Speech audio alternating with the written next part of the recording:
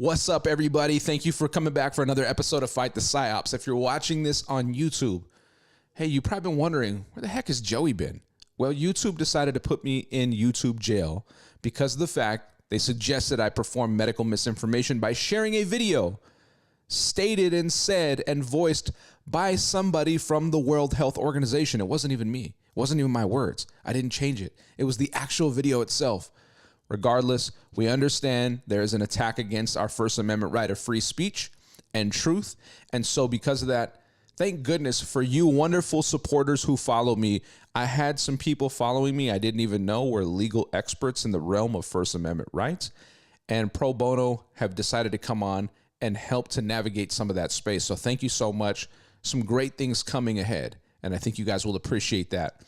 If you're watching this here on Rumble, thank you for supporting and jumping over with me. Rumble.com/fightthepsyops.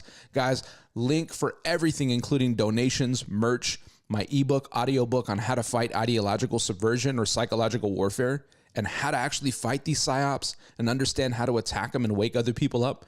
It's all there. Links down in the description. Make sure you get your copy, you support. We are fully independent, alternative media, and without you, we can't do what we do. But today I want to throw a scenario at you guys. And I want you to think about this as I mention it to you. And if you're watching the rerun, the replay of this, drop a comment, okay? Because I want your take on this. I want your response. And you can also call our hotline number, 323-736-1073. You can leave a voice message there about this topic and commenting on this. Or if you're in the live right now, you can just drop it in the chat. I'm watching it right now. And a big what's up, and an I love you to all of you beautiful people. Thank you for following. So let's hop into this. Here's the scenario I'm going to throw at you. So imagine you're being subpoenaed to court. You get a subpoena. You have to appear. They give you a date. On that date, you decide, I'm not going to show up, and you don't. What happens to you when you decide not to show up at that date? Well, likely, while I'm watching you guys comment here, drop your comments. Likely what is going to happen, right? Exactly. You are going to be hit with a warrant for your arrest. And if you show up to court on your next court date, you're likely going to be held in contempt. But either way, whether through a warrant or through a contempt order that's delivered down from a judge, you are going to go to jail. Whether it be for a couple hours, a day, maybe a couple days, whatever that may be, you are going to face that. And then you're going to face the legal consequences and repercussions that are associated with the decision that you made to fail to appear and be there, right? That's what would happen for a normal U.S. citizen. But if you're the son of Joe Biden, son of the president, son of a political figure, somebody in the dual system of our judicial system, right? There's a double standard of law that applies. Because for those of you who haven't watched, Hunter Biden was subpoenaed to come into an oversight committee and give testimony. But instead of showing up, he decided, hey, I'm not going to show up. Doesn't show up. They end up having another meeting regarding whether or not they're going to hold him in contempt. They're giving out information. The guy in a spectacle decides to show up with his little mini entourage and his Hollywood attorney that pop into the courtroom there in Washington, or into this oversight committee, rather. They show up. And in any other instance, if you or I were to fail to comply with the subpoena and then just randomly show up at the next date, what would happen? Judge would say, hey, bailiff, go get this clown right here and lock him up. Get him out of my sight. Right? But not Hunter Biden. Matter of fact, he comes and sits in this whole thing, creates this spectacle, this show.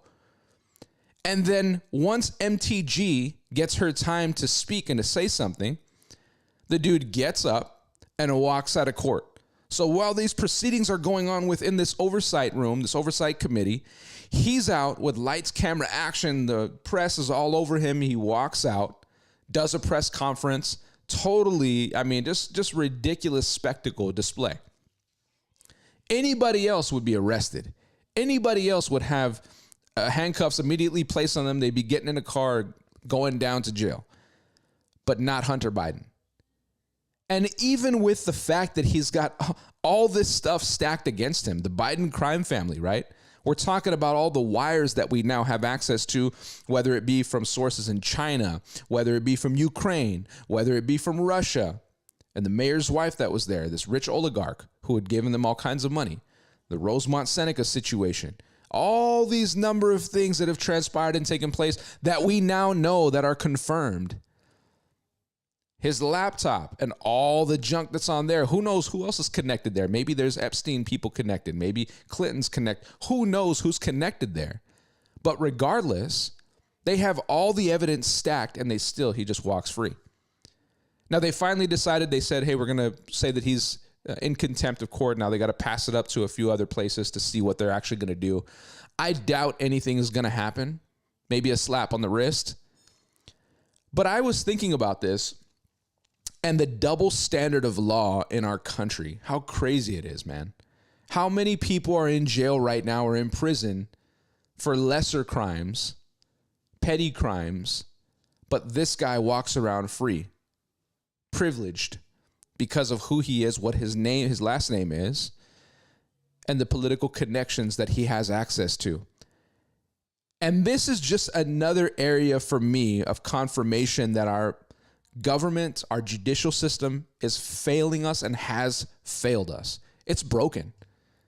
You talk about people who are divorcing, right? They have to say, hey, this relationship is irrevocably, like it's done, it's toast. There's no chance of us being able to work this thing out.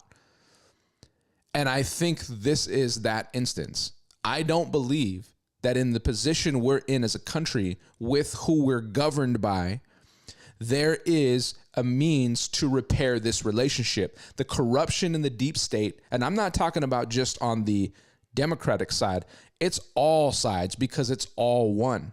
And to think that there's truly a separation because of party in the government, you're missing the whole thing. You've missed it.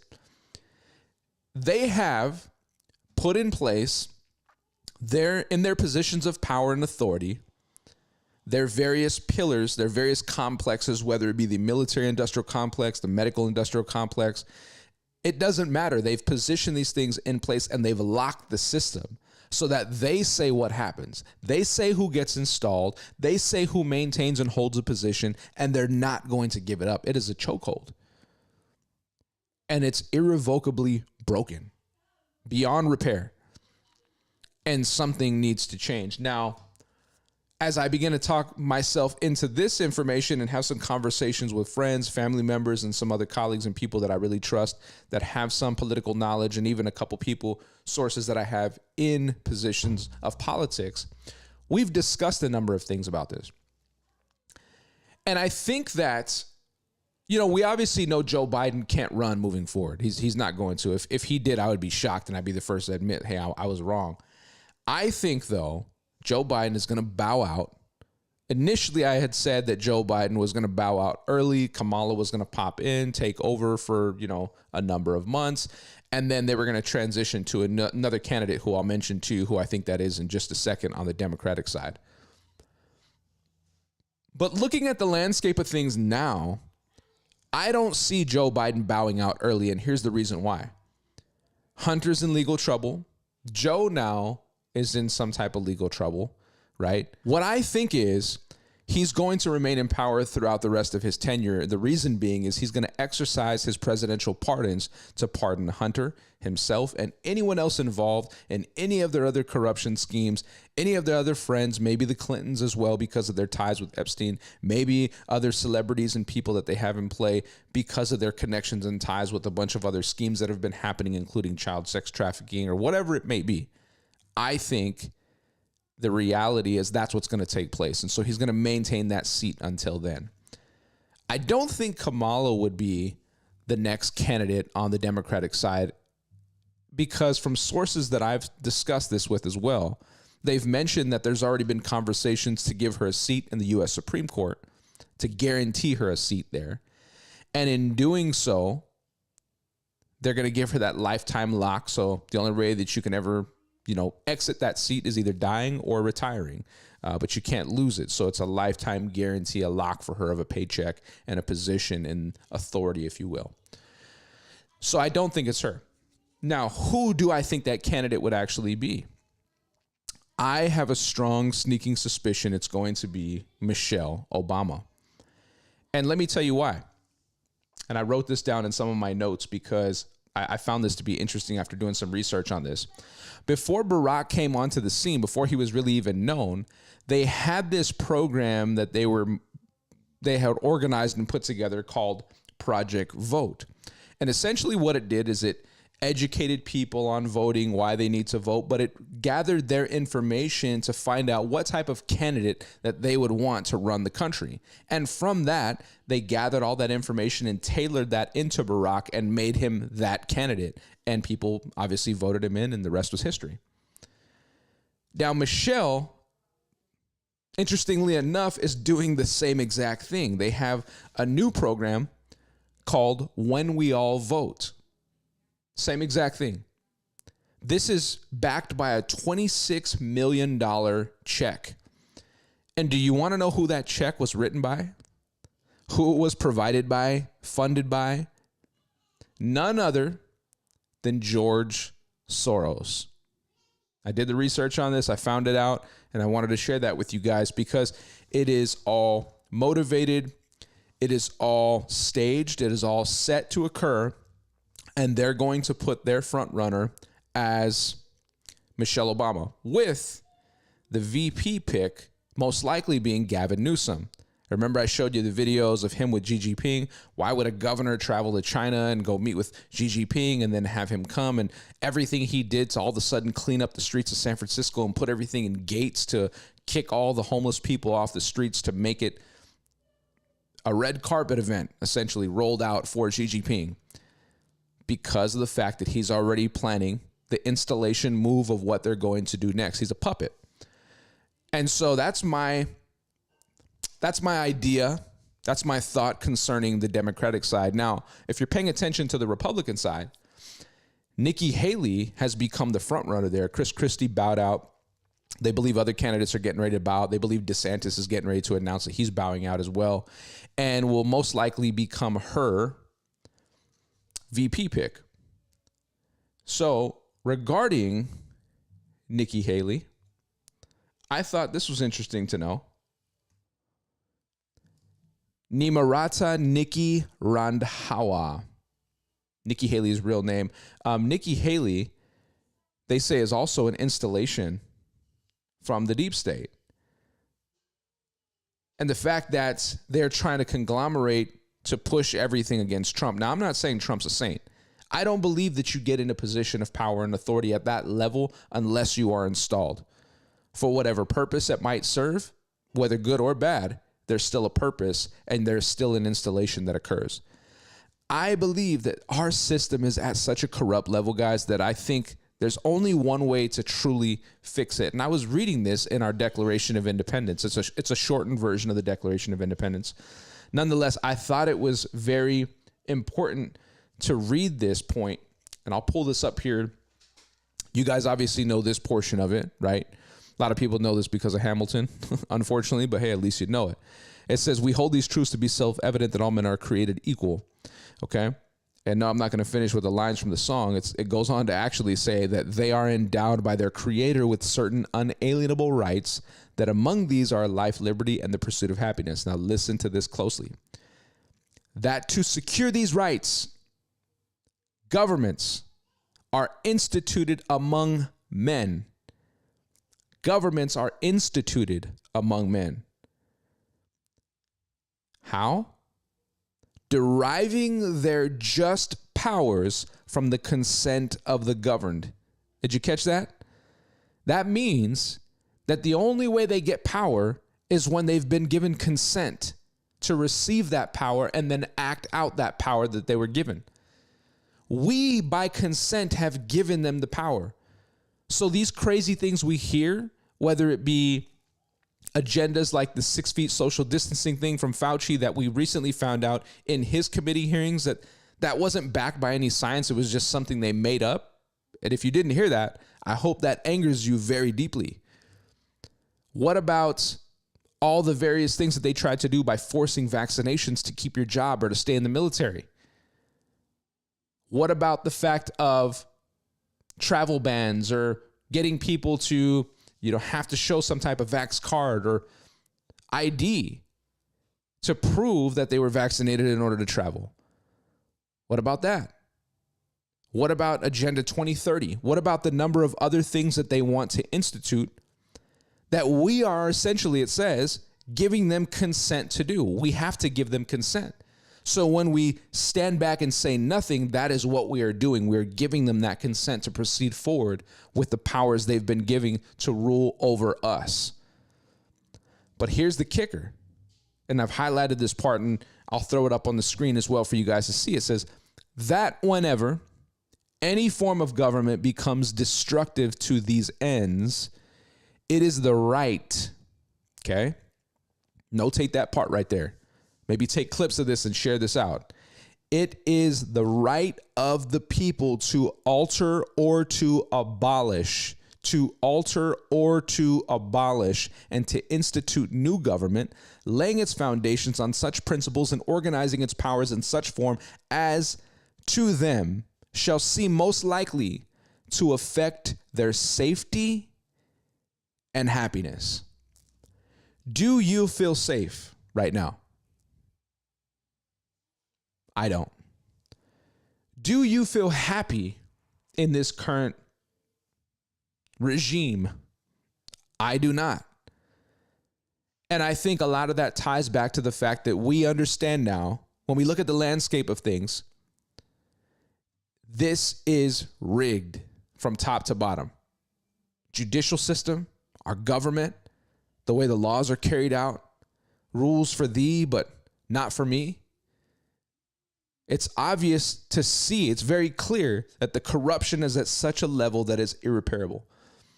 So my thought is, how can we, through this Declaration of Independence, because I think these guys, the authors of this, looked at this situation and said, you know what, hey, government will work this way right now, so we'll play it out like this.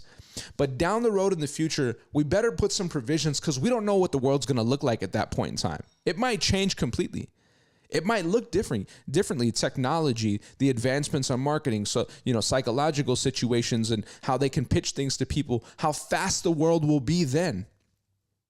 We need to put provisions and something in place so that if things get to a level where people realize that there's corruption, they can alter or abolish this government. They can come in and change this thing and make it right. We need to put those provisions within this to make that occur. And that's exactly what they did. But the more that we consent and do nothing, the more they are going to govern and control with the power in which they've been given by us, we the people. So I'm looking at this, and if somebody were to come and ask me and say, Joey, okay, well then, and maybe you're asking this to yourself right now, well then what would you do? Okay, well, what would your solution be? Because you're so smart, you're telling us all these things, but what would you actually do? Well, here's what I would do. In theory, I would clear out all government. I would wipe the slate clean from every person that's in office, wipe it clean. Then we would put a system in place that the people, not by some machine, but by paper, have to vote in 2 to 3 levels of checks and balances that would occur. Meaning that every couple years, you have a panel of people in these 2 to 3 sections of government that would be replaced by new people. But during their tenure, they would run checks and balances on those in positions of authority. They would run checks and balances on the president, his cabinet, the financial system. We would end the Fed, the Federal Reserve, which is a privatized entity. And I don't want to go into all that because who knows if YouTube will hit me with something else. But if you go and you research it, you'll find out and see what I'm saying. I've put videos about this as well. We need to end the Fed. We need to go back to a gold-backed base system. Then what we do is with these 3 levels of checks and balances, now we have a tournament-style election system. 16 candidates, starts off with the Sweet 16. Doesn't matter about politics in terms of Republican or Democrat, independent. All that is wiped. All parties are wiped. There's only one party. That's the American Party. You have a round of 16. It goes to 8, goes to 4. You still have some fun, right? You get your final 4 in there. Then you have your last 2, and then your president, the person who becomes a president, who is then able to select their cabinet, have their 4 years and run like the style that we typically do, and that's it. But people who serve in government, whether it be in a judicial system, whether it be as Congress or Senate, all of that type of stuff, that's completely wiped. And there's different types of naming conventions that are given to people to handle different policies and aspects of government, but they have a limited tenure of no more than 4 years that they can serve in that capacity.